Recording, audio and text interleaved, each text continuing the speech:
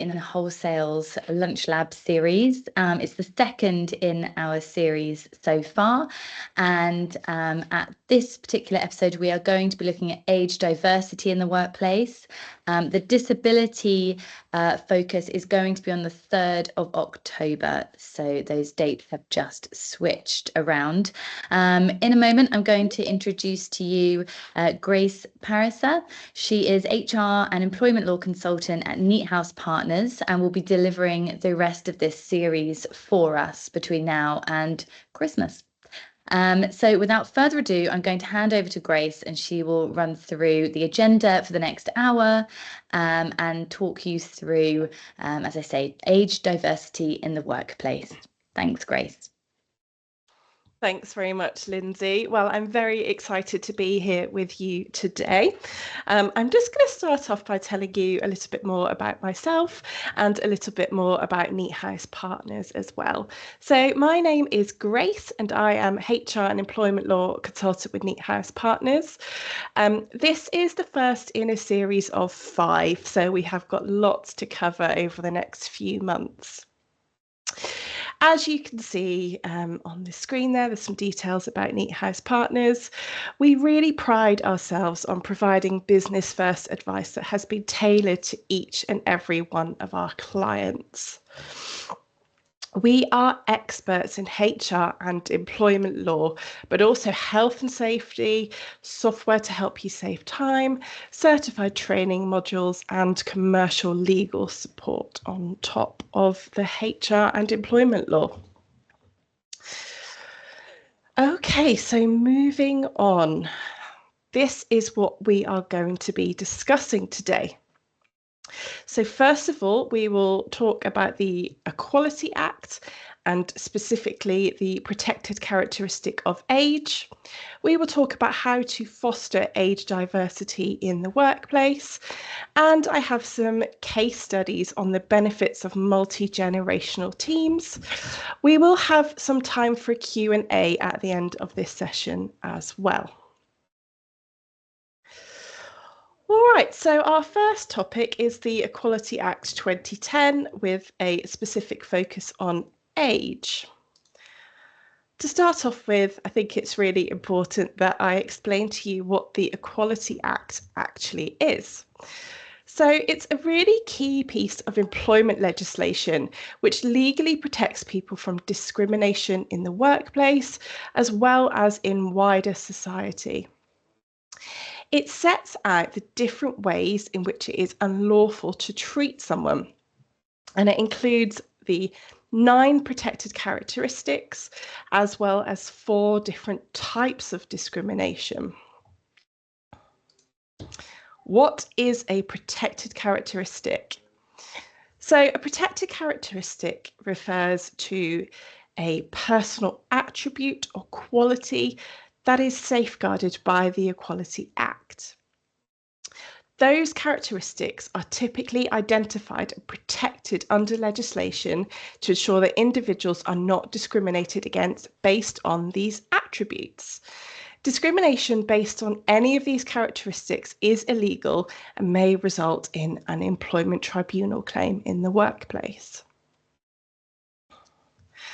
So these are the 9 protected characteristics that are included in the Act. Today we will be focusing on the first one, which is age, but the others are disability, gender reassignment, marriage and civil partnership, pregnancy and maternity, race, religion or belief, sex and sexual orientation. There has been some talk of some additional protected characteristics being added, but these have not quite come to fruition just yet. So, focusing in now more about age. So, it's unlawful to discriminate against someone because of their age.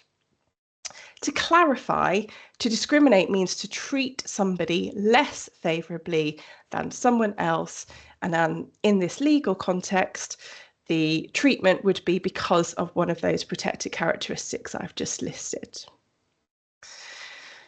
So, this includes employees and workers, And that's even if they are self-employed or if they are employed by an agency.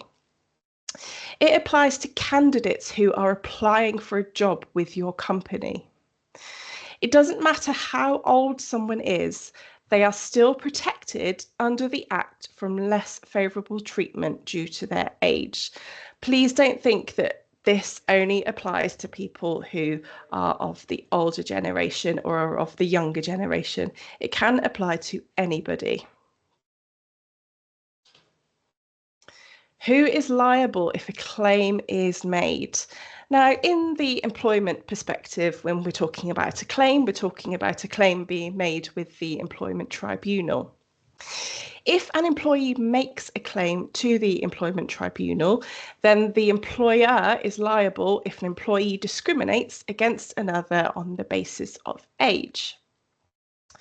While most employment tribunal cases are brought against the employer themselves with discrimination, you might be surprised to know that there is scope for a claim to be made against an individual person. So for an individual person to be listed on those court documents and for an individual person to therefore be liable for any costs that may be awarded. So talking of awards, scarily, there is no limit on compensation for discrimination claims. As Lindsay mentioned, we are going to be talking about disability discrimination in a later session, but earlier this year, an employer was fined a massive 4.6 million in a disability discrimination case. These awards that I have on screen at the moment are from the year 2022 and 2023, and the average age discrimination compensation award was this £14,210, and the maximum award was £84,723. It's really cost effective to get this sort of thing right, and what can't be put down in monetary numbers is the reputational damage that can be caused by going to court. As I'm sure you're aware, this sort of thing is in the press regularly and it could have a severe impact on your business. So always worth bearing that in mind as well. All right, so these are the 4 types of discrimination that are recognised under the Equality Act. So I'm just going to go through each of these ones individually now. Direct discrimination. This is the most kind of straightforward to understand type of discrimination, and it's quite simply treating someone less favourably because of a protected characteristic. Indirect discrimination is when a practice, policy or criterion that disadvantages people with a particular protected characteristic unless it can be objectively justified. Harassment is unwanted conduct related to a protected characteristic that has the purpose or effect of violating a person's dignity or creating an intimidating, hostile, degrading, humiliating, or otherwise offensive environment. And finally, victimisation is treating someone unfairly because they have made a complaint about discrimination or that they have supported somebody else's complaint. So I'm going to go through each of these in more detail now. So when does direct age discrimination occur? So as we've already talked about, direct age discrimination occurs when an employee is treated less favourably because of their age. This may be because they are associated as being someone from a particular age group, or it might be because of their perceived age, not necessarily their actual age. A particular age group may be distinguished as younger, middle-aged, older, but there is no limitation on this.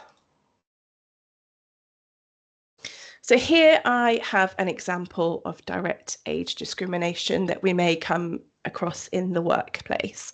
So The manager is aiming to create a new role that will require additional training for the individual who is successful in getting the role. The manager does not consider the younger team members for the role because they simply assume they won't be committed enough to take on the role. Similarly, the manager does not consider an older team member for the role because they believe that they might not adapt well to change. The manager gives the new role to a middle-aged employee.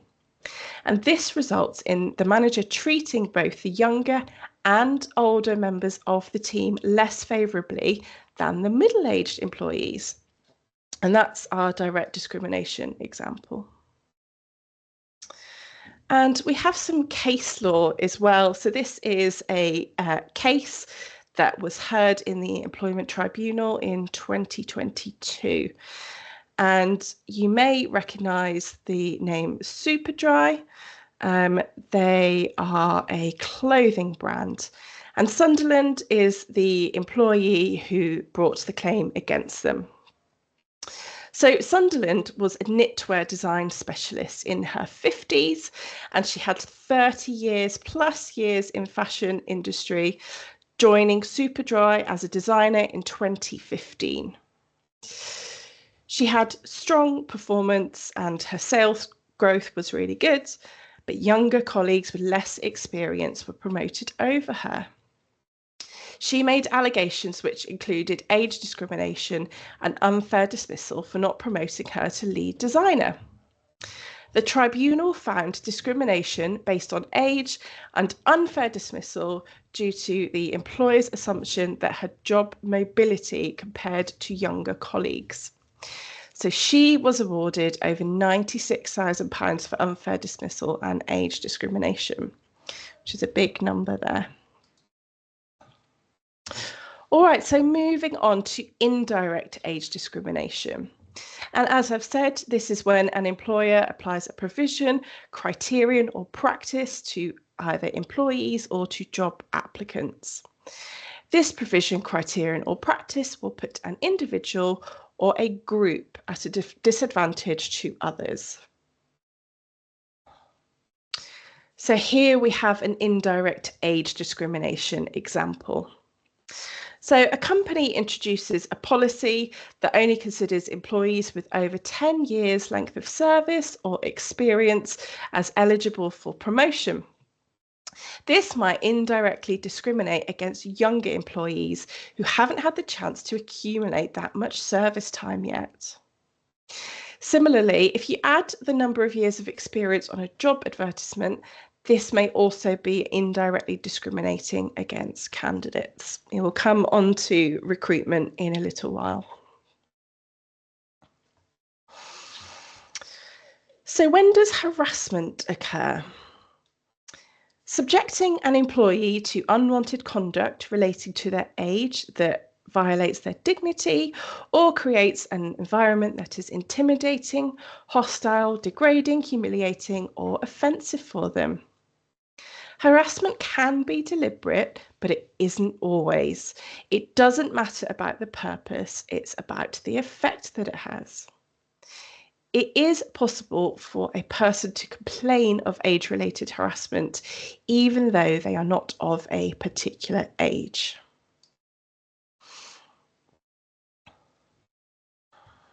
So, an employee can complain of harassment when they have witnessed age-related harassment of a colleague, if harassment is based on an employee's relationship with someone of a particular age, the harassment is based on a perceived age, or age is used as an excuse for harassment. When it comes to harassment, the motives of the harasser don't matter. The phrase purpose or effect clearly shows that harassment can occur even without an intentional aim to discriminate. What really matters is the impact on the person experiencing the behaviour. So it doesn't matter if others see the behaviour as funny or acceptable. If it genuinely causes offence or distress to somebody, then that's what is important. And here it's really important that employers should be careful not to dismiss an employee's concerns as overreacting or trivial. You do need to make sure that every complaint is taken seriously. So in this example, an employee is well known to be sensitive about the fact that they are turning 50. Colleagues buy them a birthday card with a joke about his age on it. While it is likely that this was meant to be a good fun, the employee might not take it as that. They have therefore been harassed because of their age. All right, so we have some further case law here, and this is a case that Crompton brought against Eden Private Staff Limited. This case involves a 57-year-old administrator who transitioned to a new role during her probationary period. Despite positive interpersonal skills, she faced repeated remarks from her boss questioning her memory and suggested that she had Alzheimer's. The Employment Tribunal found these comments constituted direct age discrimination and harassment. And as a result, Crompton was awarded £900 in compensation plus £100 in interest. It doesn't matter if the perpetrator or the employer's purpose was not to violate the employee's dignity, if the comments had this effect on the employee. The law looked at whether it was reasonable for the conduct to have that effect or not. So when does victimisation occur? Victimisation occurs when an individual is treated detrimentally because they have made a complaint about age discrimination or harassment, or they intend to make a complaint, or if they have given evidence or information in connection with another person's complaint about age discrimination and harassment. So an example of victimisation is an employee makes a complaint of age discrimination.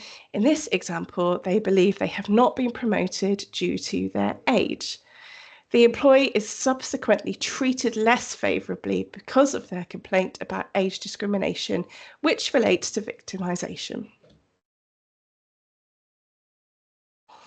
Now, here we have lawful age discrimination. So there are certain circumstances where treating someone differently to others because of their age is okay. Both direct and indirect discrimination can be justified in many cases. So if the discrimination can be justified, then it is lawful. A potential discriminatory measure will be justified if the employer is trying to achieve a legitimate aim and the employer's approach is a proportionate means of achieving this aim.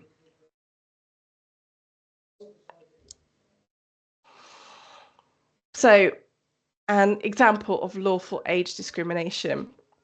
The easiest example of this is refusing to employ someone to do a bar job if they are under the age of 18.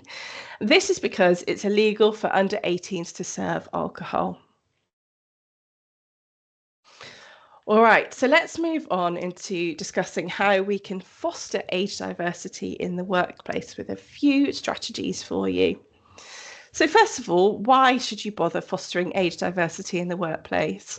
Well, we've talked about the legal reasons, and we've talked about the cost implications and the reputational damage, but fostering age diversity in the workplace brings numerous benefits to the workplace. It can create a more dynamic, innovative and resilient organisation that benefits from the collective strengths and experiences of all its employees.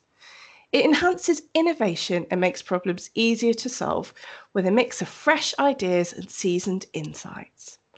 Younger employees often bring new technologies and methodologies, while older employees contribute with experience, historical knowledge, and industry expertise. An age-diverse workplace can better understand and meet the needs of a diverse customer base. A strong reputation for age diversity can improve the company's image and appeal in the market, and a mix of ages can create a more adaptable workforce that is better equipped to handle change and uncertainty. So these are some of the key things we can look at in order to foster age diversity in the workplace as we go through the employee life cycle. So our first one is recruitment. So the first point in the employee life cycle is recruitment, because that's the first time that you are engaging with your potential employees. And this is where you need to start to get age diversity right. So you need to start off with your advert, and this should identify skills and capabilities that are needed for the role. It should not state or imply someone of a particular age is preferred.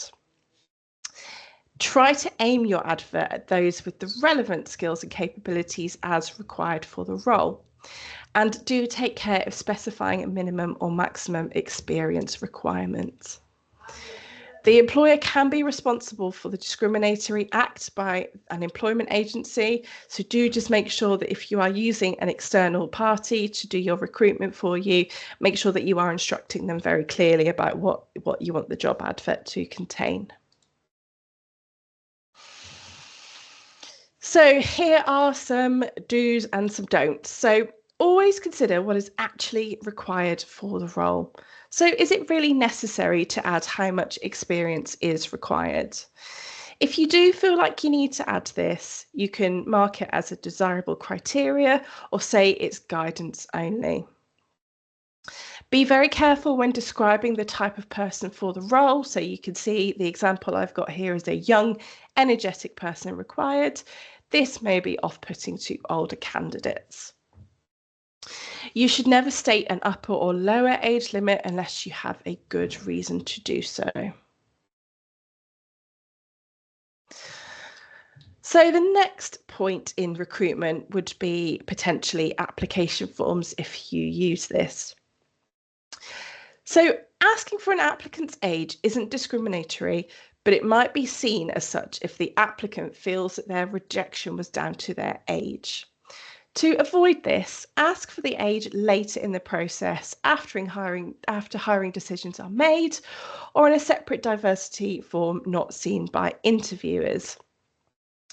Only request employment dates if they are necessary for assessing suitability and skills for the role, again to avoid implying age discrimination.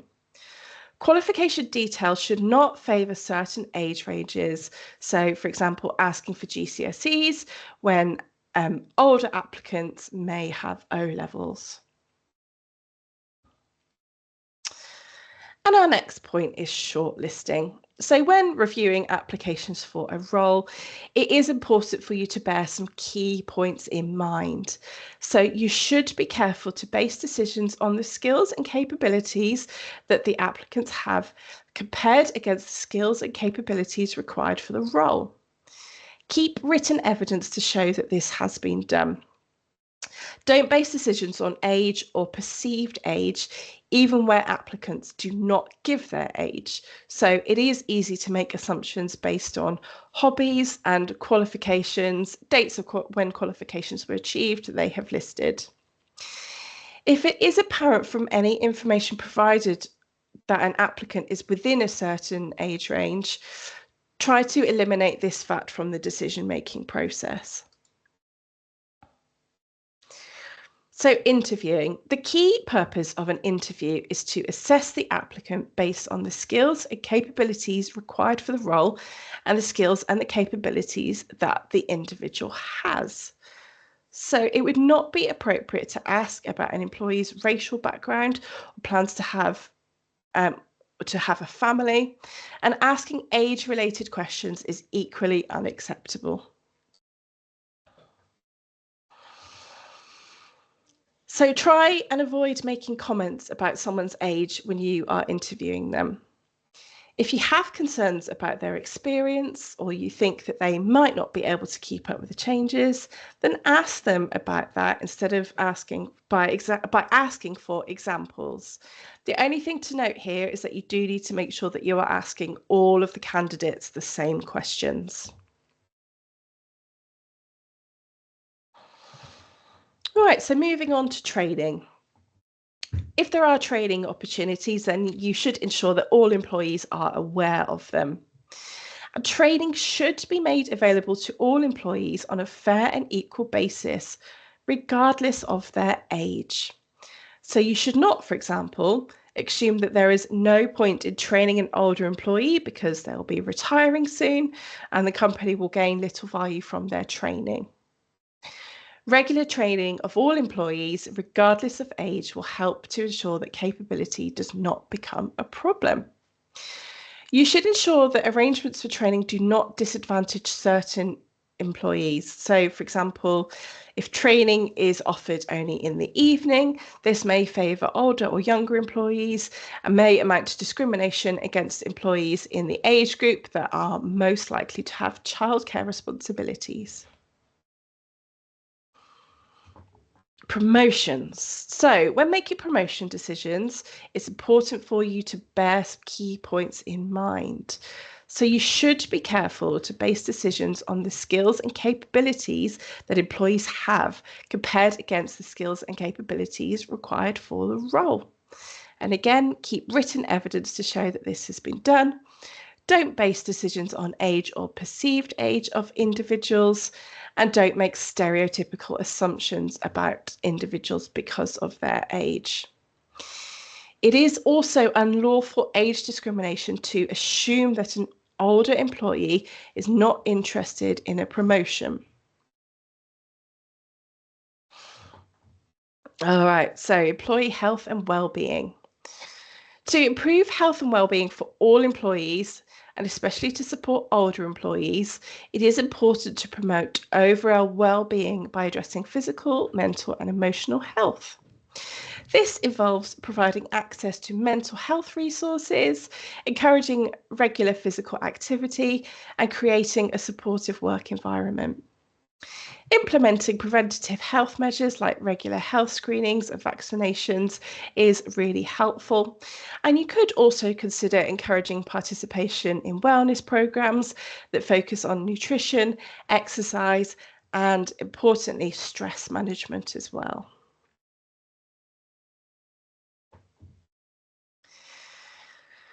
Retirement. So, the default retirement age of 65 has been abolished. Forcing an employee to retire at any age without justification could lead to claims of age discrimination and unfair dismissal. Employees can now choose when to retire, and voluntary retirement is treated as a resignation with usual notice periods. Employers can only enforce a compulsory retirement age if they can justify it objectively, and this is very rare. Without a compulsory retirement age, dismissals must be based on one of the 5 fair reasons.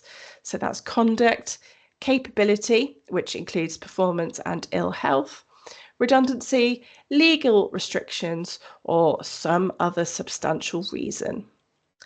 Since compulsory retirement is not allowed unless justified, employers must address performance issues with older employees just as they would do with any other employee. Ensure that all employees are motivated and performing well, and provide support if they are underperforming. The next one is redundancy. So I hope that nobody has had to go through a redundancy process with any of their employees, because it's not pleasant at all.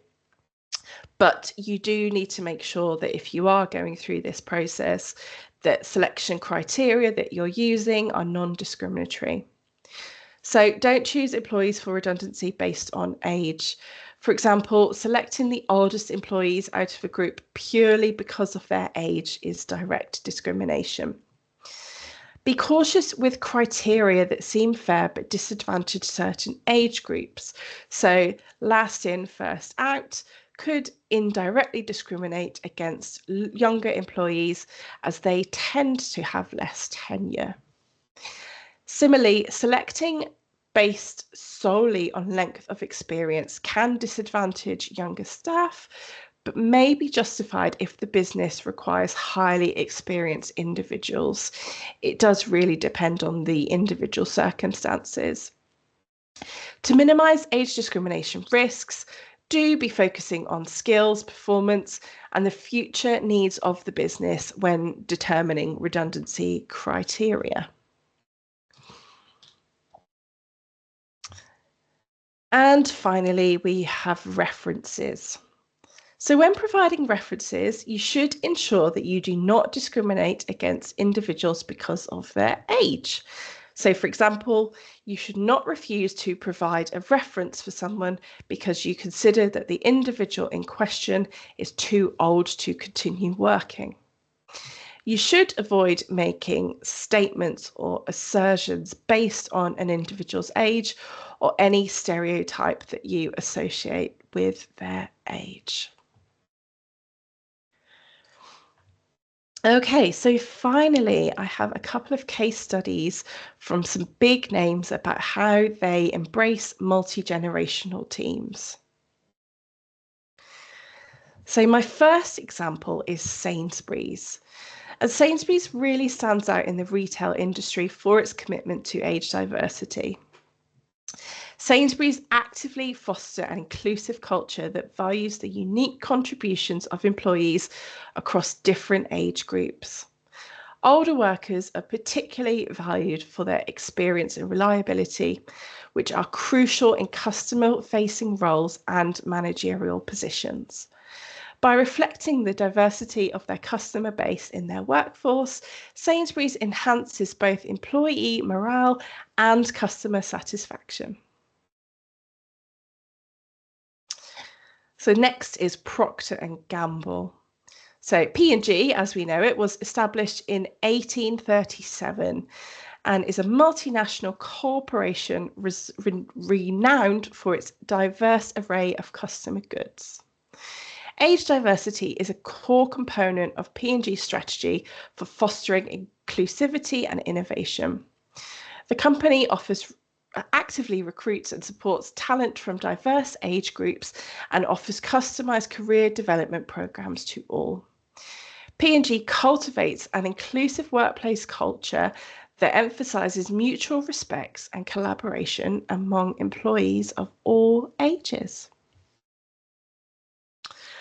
Right, so my last slide here is the Q&A, but I just wanted to note, I hope that you have found this session helpful, and I think it is one of the more straightforward types of diversity to get right. Certainly, there are some useful strategies you could use there to help you ensure that you are inclusive to all ages.